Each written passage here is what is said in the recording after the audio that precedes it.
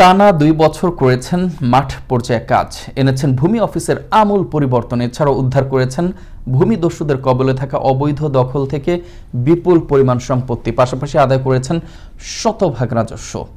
বরিশালে গরু নদীর সহকারী কমিশনার ভূমি রফিকুল ইসলামের এমনই কীর্তি তুলে এনেছেন বরিশাল পৌর প্রধান সহকর্মী কাজী আলামিন। ২০২৩-২৪ অর্থবছরে গৌরনদী উপজেলায় ধার্যকৃত ভূমি উন্নয়ন কর শতভাগ আদায় করা সহ নামজারি সেবা নির্ধারিত সময়ের মধ্যে প্রদান করা এবং ভিপি জমি অবৈধ দখলের প্রবণতা থেকে রোধ করতে সতর্কীকরণ বার্তা সম্বলিত সাইনবোর্ড লাগিয়ে দিয়ে সর্বমহলে প্রশংসিত হয়েছেন গৌরনদী সহকারী কমিশনার ভূমি রফিকুল ইসলাম।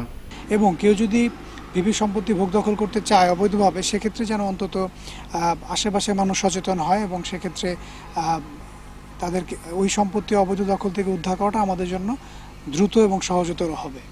উপজেলার প্রতিটি হাট বাজারে চান্দিনা ভিটের লিজ নবায়ন এবং অবৈধ দখলদারদের বিরুদ্ধে আইনানুগ ব্যবস্থা গ্রহণ করতে তালিকা তৈরি করা হয়েছে বলে জানান তিনি। চলতি অর্থ বছরে আমরা একটা বিশেষ উদ্যোগ নিয়েছি, সেটা হচ্ছে চান্দিনা ভিটির লিজ নবায়ন যেন খুব সহজে করতে পারে সেবা গ্রহীতারা। এই জন্য আমরা তাৎক্ষণিক লিজ নবায়ন একটি সেবার ব্যবস্থা করেছি। এই সেবার আওতায় আমরা ভূমি অফিসের সংশ্লিষ্ট কর্মকর্তা কর্মচারী সংশ্লিষ্ট বাজারে উপস্থিত হয়ে ইজারা গ্রহীতাদের কাছ থেকে আবেদন নিয়ে সাথে সাথে আমরা তদন্ত করছি এবং একই সাথে তাদেরকে আমরা ইজারা নবায়নের ব্যবস্থা করে দিচ্ছি। এ সময় তিনি আরো বলেন, সরজমিনে গিয়ে প্রকৃত ব্যবসায়ীদের মাঝে চান্দিনা ভিটি হস্তান্তর করা হয়েছে।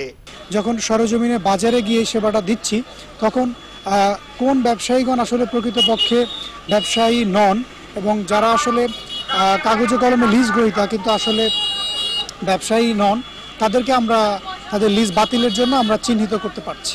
বন্দরের চান্দিনা ভিটা ব্যবসায়ীদের কাছে এবং খাস ও ভিপি সম্পত্তি ভূমিদস্যুদের কাছ থেকে উদ্ধার করে লিজের মাধ্যমে প্রকৃত কৃষকদের মাঝে হস্তান্তর করে বিরল দৃষ্টি স্থাপন করেছেন গৌরনদী সহকারী কমিশনার ভূমি মোহাম্মদ রফিকুল ইসলাম। তবে যাদের কাছে দায়িত্ব, তাদের আন্তরিকতা ও সততায় দুর্নীতিমুক্ত হয়ে বদলে যেতে পারে ভূমি অফিসের কার্যক্রম, এমনটিই মনে করছেন সাধারণ মানুষ। কাজী আলামিন, আনন্দ টিভি, গৌরনদী, বরিশাল।